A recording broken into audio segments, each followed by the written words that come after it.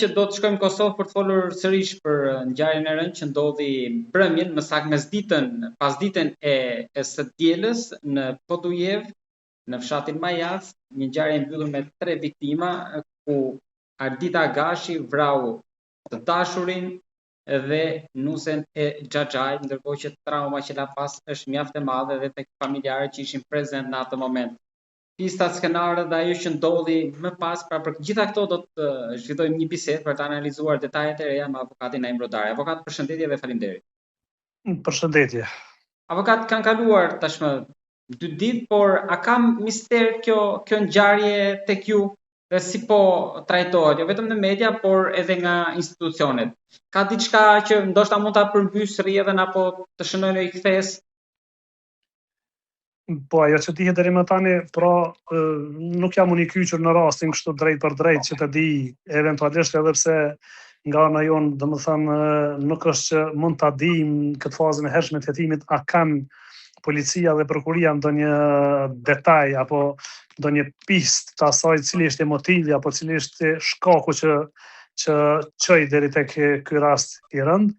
por mund eventualisht në bazë të praktikës apo përvojës që kemi dhe në bazë të asaj që plasohet në media, pra thuhet se akoma nuk dihet motivi, edhe pse rrjedhimisht mund të dihet motivi, pra që kenë pasur ndonjë mosmarrëveshje çifti Ardita me ndjerin e Lazin dhe më pas viktima tjetër, domethënë familjarja e Arditës, duket se ka psuar si rezultat i mburojjes që tani më edhe e dyshuara e ndjerë se dhe ajo ka ndruar jetë, pra është munduar që të gjej mbështetje apo mburojë për mos të arrestuar, sipas asaj që dihet deri më tani, dhe fatkeqësisht ngjarja ishte të jetë e rënd, pra psuan 3 viktima, e që duket se jetë si rezultati mosmarrëveshjes që kanë pasur fillimisht ata si çift që janë dakorduar ndoshta me para përgatitjen e të ndjerës Arditës, por ndoshta pa djenin e të ndjerit i Lazit që ka shkuar tek shtëpia e saj për të kuptuar apo eventualisht kanë pasur nevojë për të sqaruar, por si tani po shihet, pra ky takim, kjo vizitë doli të jetë fatale madje për 3 viktima. Avokat, a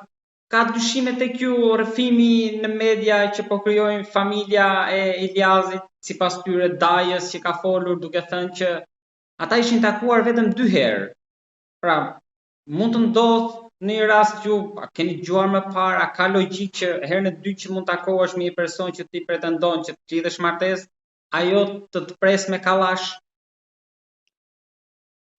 Kjo është paksa e pabesueshme, logjikisht të ndodhë një formë e tillë, edhe dikush që të shkojë tek shtëpia e eventualisht një vajze, nëse ka vetëm një takim apo 2 takime apo vetëm biseda që të kenë, dhe në anën tjetër, siç po e thoni edhe ju, që ishe dashura apo personi tjetër që ta pret jetin me armë automatike, madje në nivelin e tillë që të jap fund edhe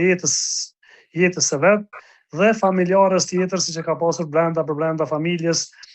dhe të shkaktoi 3 viktima. Ajo mund të jetë ndonjë çrregullim psiqik i të njëjtës, por në rrethona normale, në gjendje normale shëndetësore, psiqike, është e pamundur që të mendohet se do të ndodhte një gjë e tillë. Edhe pse, sipas asaj që tani dihet, nuk ka ndodhur vrasja me njëherë që janë takuar, pra ata kanë kafe, konsumuan kafen, pastaj shkuan shtëpi. Kanë bashkëbiseduar për një kohë, edhe në automjet, siç duket kanë bashkëbiseduar dhe më pas ka ndodhur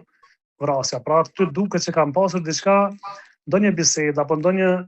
rrethon që nuk kanë mundur ta sqarojnë, apo eventualisht ajo që kanë pasur mes tyre ka qenë diçka që është dukur për momentin e pasgjidhur dhe zgjidhja i kanë dhënë para përdorimit të armës. Pra, ndoshta qëndron që mund të jetë një nga pistat që mund të ketë pas edhe probleme, çrregullime, vajza për Ardita që mund të ketë marrë këtë akt ekstrem, edhe pse duket si përgatitur përpara kafes dhe përpara diskutimit, fakti që kallashi nuk është diçka momentale, vajte mori dhe e qelloi. Në fakt është plasuar në media gjithandej se ajo ka përdorur kallash AK-47, por në fakt nuk ka qenë ashtu. Kjo dihet tani më saktë, është konstatuar se ai ka përdorur pistolet dhe jo kallash, sepse madje kur doli tani në media se ai ka përdorur armë automatike, AK-47 ishte tani më linte dyshimi edhe tek vetvrasja e saj, se si ka mundur ajo në moment që ta vras madje edhe fëmijën e saj, po edhe veten, por ajo në fakt ka përdorur pistolet dhe ka pasur dëshmitar, por ndoshta që kanë deklaruar që e ka pasur sjellje të dyshuar edhe gjatë ditës, pra ka bërë lëvizje me një çantë krahu,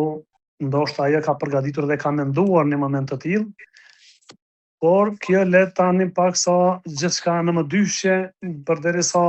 eventualisht policia dhe prokuria të gjejnë gjurmë konkrete dhe dëshmi që evidentojnë saktë se çfarë ka ndodhur. Kjo tani që është e pakontestuar, pra se janë 3 viktima dhe ajo që ishte ekzekutorja e 2 viktimave të para, pra ajo ekzekutoi edhe veten